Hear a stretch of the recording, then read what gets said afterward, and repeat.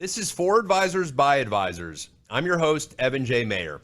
And today, we're not going to actually have an interview. We've had a good run of a few different interviews, but today we're going to talk about the most hated things financial advisors have to deal with. There's about 12 on my list here, but I thought I would share them. And this is just my personal opinion. We all have different opinions of things in our jobs or our careers that bother us. But as financial advisors, I think a lot of us might have some similarity to our lists. Number 1 and 2, I'll combined. The qualified lead emails that we get on LinkedIn, I get spammed a ton. I want to say twice a day, I get an email or a message promising me qualified leads or referrals. Now, there is probably a market for it because as much spam as I'm getting, it's got to work with somebody. 1, I don't want them. And 2, I really don't want to get the emails and spams, but I keep getting them. So I don't know a way to stop it other than not reading them. But that's one thing that bothers me. And again, I'm sure there's somebody that could use those qualified leads. My practice is kind of self-sustaining in the capacity that I don't need to cold call or want qualified leads at this point. 2, the advisor help coaching leads. So we get those a lot where, you're going to get invited to a seminar and it's going to cost you $750 and they're going to help change and mold your practice. Now, let me be clear. I believe in advisor coaching. I don't believe that twice a day getting a spam from different companies is worth it or that I want to do it. So again, just more of an annoyance in the way that they market or send stuff to me on a constant basis. We've all dealt with number 3, the wholesaler that can't stop selling his own product as the only option. Now, first and foremost, I believe in wholesalers. They provide great sales skills, teaching ability, teaching you new things, teaching you ideas or concepts. They can be very supportive for client events, things along those lines. I don't use a ton anymore because I don't do a ton of packaged products, but you know the wholesaler I'm talking about. They come into your office and they will sell you on this product. And no matter what you say as a rebuttal, their product is the best. Now, we all think our product is the best. We shouldn't think our product is the best for every situation. When you have a wholesaler that thinks their product is the best for every situation, it's normally not the best for every situation, and you should explore other options. I'll correlate this to the advisor you like, the wholesaler you like, but that wholesaler, every time you see him, pitches you. That can get kind of annoying as well. So I think the best wholesalers are the ones that don't pitch or look for the opportunity when it's right to the pitch. Obviously, everybody's got to pitch at some point. I get that. Number 4, recruitment calls. I used to get bombarded. When I say bombarded, 3 to 4. Again, I don't think that recruiters are all bad. I think there's great recruiters out there, and I think there's firms out there that will help people make a good decision. We actually had Nick Nielsen on about a week ago, and he talked specifically about he wishes he would have hired a recruiter to do that. So the problem I have with the recruitment calls is they are relentless, 1, and 2, sometimes they lie. I've gotten, hey, just let Evan know it's my Uncle Larry. Now, I have a gatekeeper on my staff that actually stops most of these. I want to say her success rate is like 99 out of 100. She's able to block them, but they get through sometimes. And before she was on my team, I would get bombarded daily by these. So again, a lot of recruiters out there. I don't know if there's a better way. I know lying's not a good way, and saying that you're somebody that you're not is a good way. I actually have another story where I was being called by a recruiter a lot. I actually liked the recruiter a lot. I got a call one day from a different recruiter, and this is back like 10 years ago. I changed my practice to fee-based, so my production numbers had dropped. And he's like, well, based on your production numbers, I'm going to be your new point of contact. And I said, it's interesting the way he put that, because it was almost like, you're too low for me, which was funny because I was actually changing my practice, and the new guy probably would want to call me now, but I got so turned off by that. So yeah, bombardment by recruitment calls that you get. Also, the late night emails. Okay, getting the late night emails is one of my top on the list here. And that's like you get an email from a client, they're either concerned or they have a question and you want to address it, but you get the email at like 10 o'clock at night and you don't want to deal with it, and then you're thinking about it and you stay awake. I'm very neurotic, very A-type personality, like to get stuff done when I get an email that late at night. I found ways to fix that a little bit by having a separate folder and only looking at that folder when I get to the office or in the morning. So I started working on that a little bit, and that helps. But, I used to not have a way about that. Too much paperwork.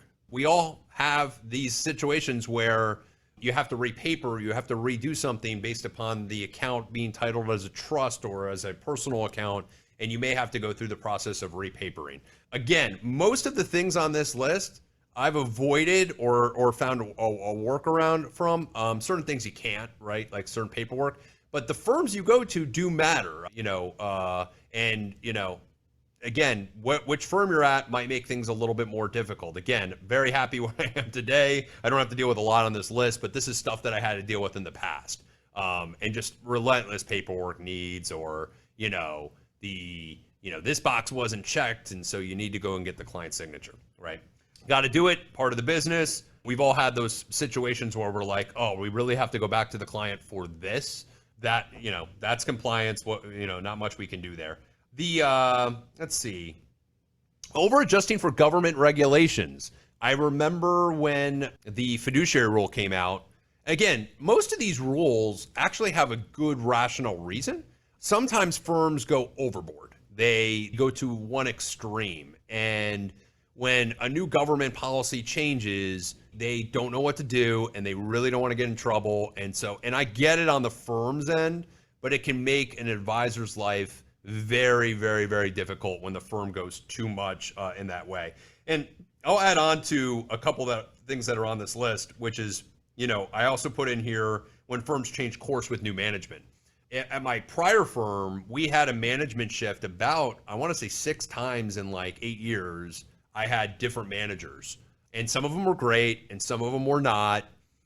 Most of them were great. Didn't have much issue with any of them. Maybe 1 or 2, but not, nothing major. But the course change and, well, now here's how we're going to do things, that can be very, very bothersome for an advisor. And what most advisors that are in these firms do, and I was very friendly with a lot of them that had been here, been at the firm for 15 to 25 years. They would say, hey, Evan, there's going to be a new management in 2 years. Don't take it so tough. Don't worry so much about what they say. And I hate saying that, but that's the way things were. And they were right, because things would change and you would re-examine and go, maybe I don't need to take that to that extreme. So that's another thing I put down here. Bad advisors spoil the bunch. We know there are bad advisors out there, and we know the percentage of bad advisors out there is not the majority. We know the majority of advisors are trying to do right by their clients and do the right thing. There's that bad group that creates rules and regulations around the good advisors that shouldn't have to deal with that, right? Or should not have to deal with those headaches. So in saying that, I'm a big fan of regulation, believe in regulation. I believe most of the regulation comes because there's bad actors or bad characters in our field. And that, that gets me upset every once in a while, or a client says, how can I trust you because this happened? And you go, well, that wasn't me, and that person is bad, and that not every advisor is bad. And that goes to another point, which is, in our business, you almost do have the guilty till proven innocent situation, right? If you do a lot of business, you've been in the business for a long time, you occasionally might have a client that saw something a different way. In our business, you have to prove your innocence most of the time. You're guilty until you prove your innocence. Now, depending upon where you are, you're actually treated very, fairly and saying, hey, we got to check the boxes. And you understand that as an advisor, you got to deal with that. But it's one of the negatives of our business is that you automatically feel like you're defending yourself and have to defend yourself. And that's unfortunately part of the business. And the last thing I have on this list, and again, I love your feedback. If you have any other ones that you're like, I hate this, I can't stand this, your feedback is appreciated. Corporate meetings. Now, I've gone independent, so I do not have to deal with this anymore. But I remember, you would have these quarterly, semi-annual, or annual corporate meetings. And a lot of those meetings, and this is the one thing that management never truly gets about the individual advisor, and I don't know why they don't get it. I actually had one boss, I had two bosses at my last place that actually did not spend a lot of time with this. Everybody else did. Those two bosses know who they are. They were great. But when they have a corporate meeting and they spend an hour talking about the team goals of the financial advisors in the territory, as far as how they rank in the region overall as a group, and how we got to get our group going, and so on and so forth. I understand team, but financial advisors at the end of the day, we are separate. We run our practices separate.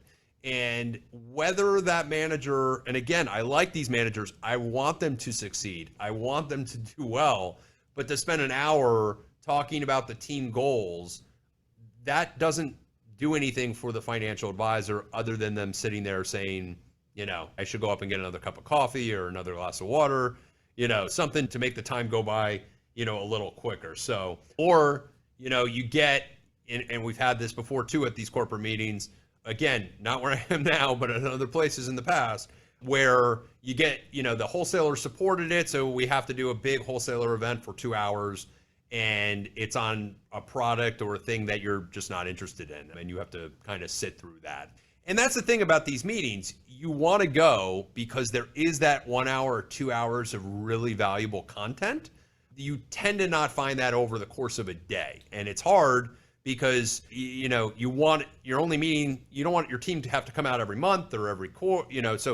So you try to run them once a year or twice a year or maybe quarterly, and you try to pack in as much information as possible, and you end up leaving there that day retaining probably an hour or two of the good stuff and trying to forget about the 6 hours you kind of wasted on the things that you were not interested in. So that's my list for now. I think we can all relate to the recruiter call, or the qualified leads, or the paperwork, or the super changes in compliance that can happen and affect things. These are all things financial advisors have to deal with.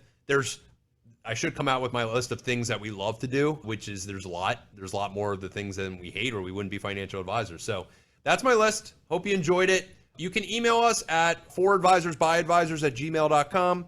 You can find us on LinkedIn through my LinkedIn page. Feel free to connect with me there. And then also on Instagram. Hope you guys have a great day, and I look forward to the next one. Talk to you soon.